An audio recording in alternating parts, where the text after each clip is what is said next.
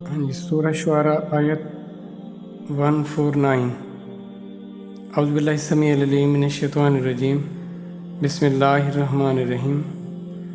وَتَنْحِتُونَ، اور تم تراشتے ہو، من الجبال، پہاڑوں سے، بیوتاً، گھر،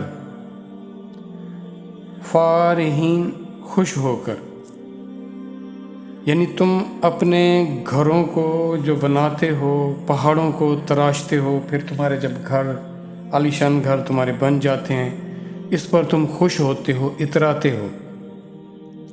اب یہ جو صلاحیت تمہیں دی، یہ جو طاقت تمہیں دی، یہ کس کی دی ہوئی ہے؟ یہ اللہ کی دی ہوئی ہے۔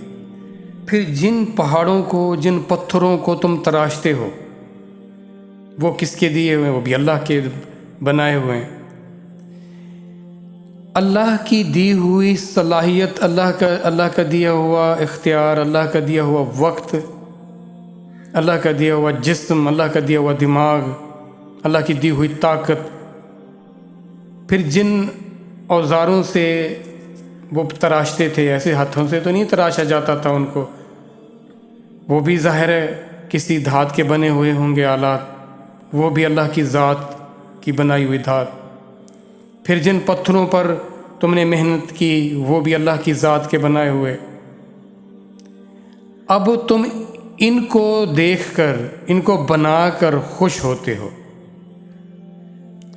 پہلی بات تو یہ ہے کہ جو بات ہوئی تھی کہ یہ جو نعمتیں تمہیں دی گئی ہیں، تم کیا سمجھتے ہو؟ ان نعمتوں کے بارے میں تم سے پوچھا نہیں جائے گا تم نے ان کے ساتھ کیا کیا تھا؟ ہمیں جواب دہ ہونا پڑے گا۔ ہمیں جو کچھ بھی ملا ہوا ہے، ہمارا کچھ بھی ذاتی نہیں ہے، سب کچھ اللہ کا ہے، اور یہیں ہم مار کھا گئے، کیونکہ جو ہمارا ایمان اور یقین یا جو نظریہ یا جو عقیدہ یا جو ویژن بنایا گیا نا، وہ یہی کہ بس یہ سب کچھ، یہ دنیا ہے، اس میں تم کوشش کرتے ہو، تم پا لیتے ہو، نہیں کرتے تو کچھ نہیں ملتا۔ گویا کہ اللہ کی ذات کی، اس مالک کی، اس خالق کی کیسے نفی کروائی گئی، ہم سے نفی کروائی گئی، اور ہم نے نفی کی اور نفی کرتے چلے گئے۔ اب اصل حقیقت یہاں سمجھنے والی جو ہے وہ کیا ہے؟ وہ یہ ہے کہ آپ کے لیے اعلان کیا جائے کہ آپ کو کسی کی طرف سے، فرض کیا حکومت کی طرف سے، گورنمنٹ آف پاکستان کی طرف سے آپ کے لیے ایک بڑی تقریب منعقد کی جائے گی۔ کیوں؟ آپ کو ایک بڑے انعام سے نوازا جائے گا۔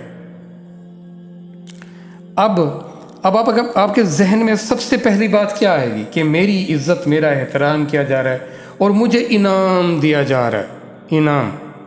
اب آپ کو وہ خوشی ہوگی اس انعام کو حاصل کرنے کی۔ اب آپ پہنچے، اس تقریب میں شامل ہوئے، پھر آپ کو وہ انعام دیا گیا۔ فرض کیا آپ کو 1 کروڑ روپیہ دیا گیا انعام کے طور پر۔ پہلے آپ کو خوشی تھی انعام کی، اب جیسے انعام آپ کے ہاتھ لگا تو آپ سوچنے لگ گئے کہ میں اس کروڑ سے میں نے کیا کیا کرنا ہے۔ اب آپ کو اس کروڑ کی اہمیت نظر آنے لگ گئی۔ پہلے آپ خوش تھے کہ جی میرے اعزاز میں تقریب منعقد کی جا رہی ہے، مجھے فلاں حکومت وقت یا کوئی انسان، کوئی بندہ کوئی دے رہا ہے، انعام دے رہا ہے۔ پہلے آپ اس فیز میں تھے، اب آپ ادھر آ گئے۔ اب ستم تو یہ ہے کہ ہم اتنی دیر اس فیز میں بھی نہیں رہتے کہ مجھے میرے اللہ نے ایک تقریب میں، ایک وقت میں مجھے کسی چیز سے نوازا ہے۔ آپ پہلے ہی اس ویژن کے ساتھ، اس سوچ کے ساتھ بیٹھے ہوں کہ یہ مجھے ملنا ہے، یہ میرا حق ہے، اگر نہیں بھی تو میں نے اس کو چھین لینا ہے، اس کو حاصل کرنا ہے، پھر میں نے اس کے ساتھ یہ کرنا ہے۔